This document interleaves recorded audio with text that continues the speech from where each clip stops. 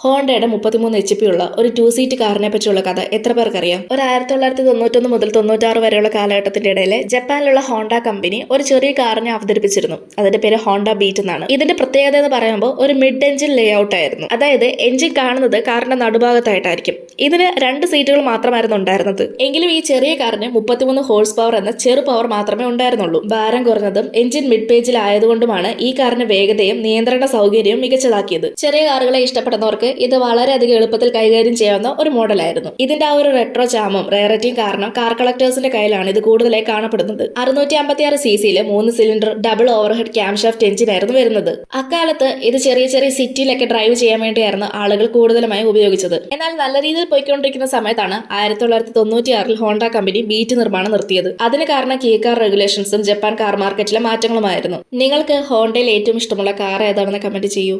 ഇതുപോലെയുള്ള കൂടുതൽ വീഡിയോസ് കാണാനായി ചാനൽ സബ്സ്ക്രൈബ് ചെയ്യാനും ഇൻസ്റ്റഗ്രാമിൽ ഫോളോ ചെയ്യാനും മറക്കല്ല്.